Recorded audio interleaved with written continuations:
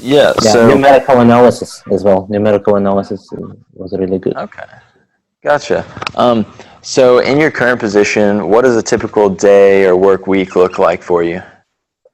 Okay, we start our work at 6 a.m. So typically we um, have a good plan for the week. We have a calendar set up, so all the meetings we try to set up meetings in advance. So once a week we get together with our managers to discuss progress in each project. We do weekly reports, either in the end of the week or sometimes we do it in the beginning of the week. So we need to be able to switch to manage our time well to do 2 to 3 projects simultaneously. So it is more difficult in some sense than when I was in PhD program, when I worked only on one project at the same time.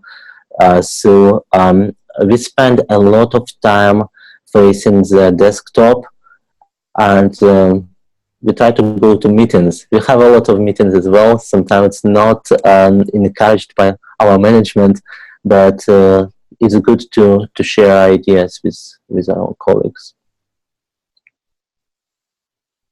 Gotcha. So when people are hired to work in your industry, what would you say are the most important skills that employers look for? Well, for our group, the most important skills may be your personal skills. You need to be a good team player. You need to have the right attitude towards work. You need to be willing to learn new things and work with different people. Our group is very business oriented, so this means that we work only on the projects that have some, strong application.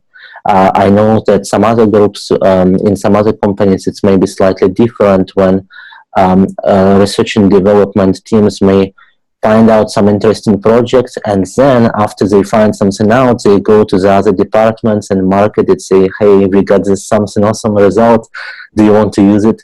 So we are the opposite. We usually get some challenging questions from other departments and we need to come up with the answers.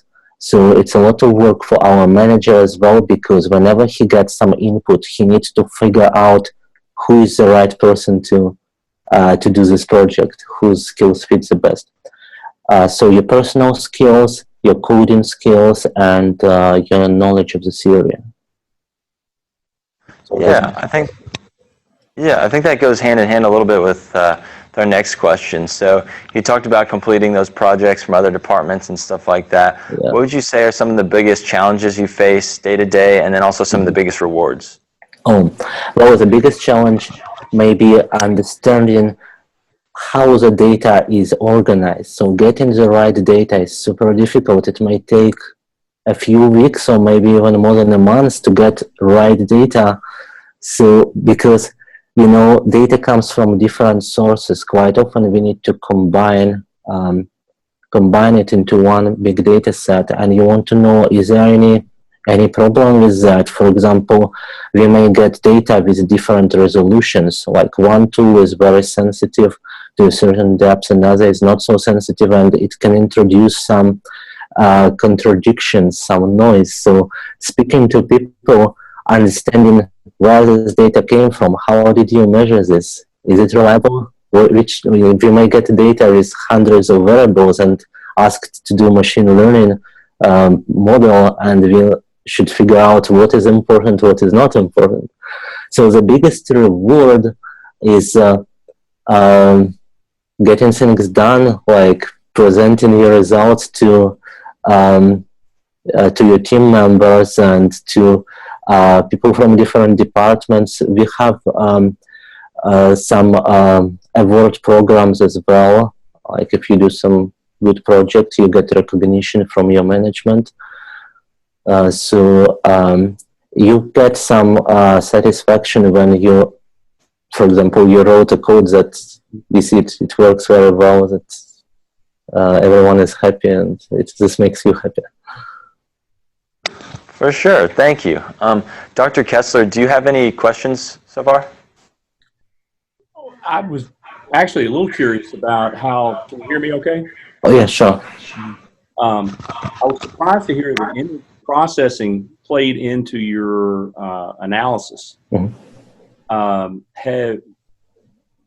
you using primarily, but then your example, it seemed like you're using Fourier Mhm. analysis. Have you used other things like wavelet analysis? Are there multiple principal, what's the principal component analysis? Do you have different tools that you use depending on what type of data you have? Well, yeah, we do have different types of data that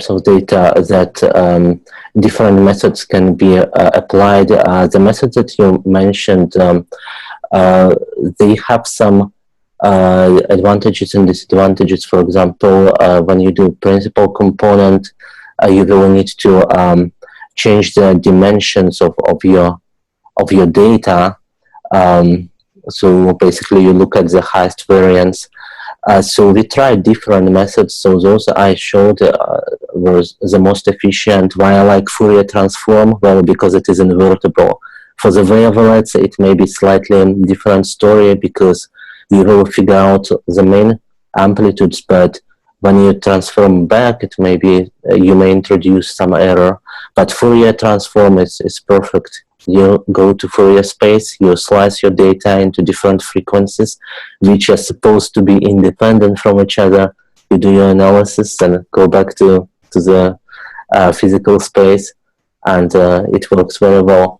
The other methods we are using is low-rank completion, blind source separation. So those methods are not really statistical. They are very strict mathematical methods that always give you solutions. Well, you don't always get unique solution, but you get convergence.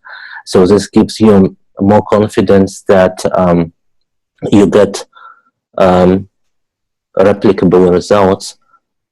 So that's why I mentioned those methods. But yeah, we use different techniques for the data, depending on what type of data we have.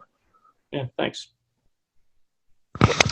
Sweet. Does anybody here have any questions so far?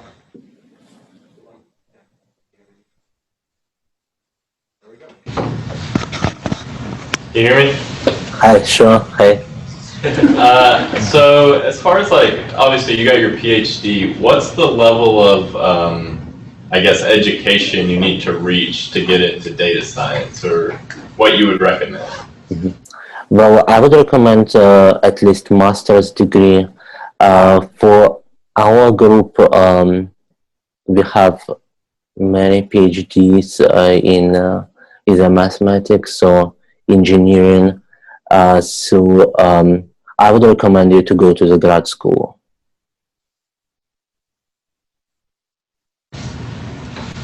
Awesome, thanks. Yeah. Do you have a specific?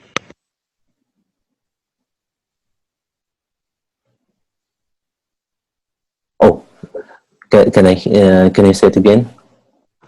Okay, so is there a specific program that you're referring to when you say masters, or is it just a mathematics master's program?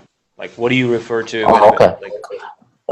Yeah, I would say mathematics. Well, because I'm a mathematician, I would recommend mathematics. But when you take graduate courses, if you plan to do your career in industry, I would recommend you to look for some some courses that have as much applications as possible in the industry. So maybe mathematical modeling. I would recommend to take some engineering courses, some computer science courses. So it's important to have a good background.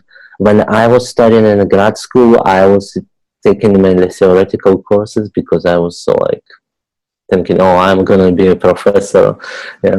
But I feel like it's more beneficial if you take more applied courses.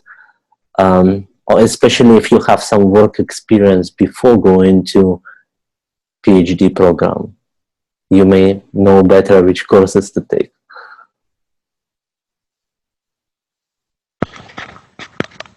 Thank you.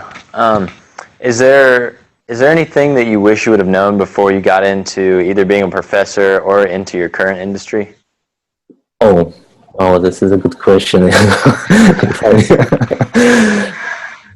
well, well, I may say some like not quite obvious thing. Maybe when you study, try to retain your knowledge as much as possible. Don't really think that you finish your course, you get your final or get your degree, that you're not gonna use it, or like forget what you're studying. So I would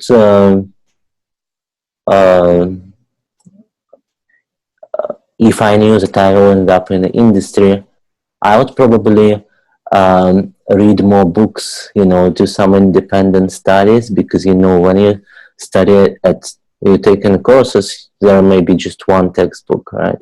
But in reality, you need to know more. That quite often the skills that you need to have, they require your expertise in different fields. So I would say diversify your skill set. Read some interesting books or papers. So do some self-education, and you also need to make sure that you are doing very good work at school.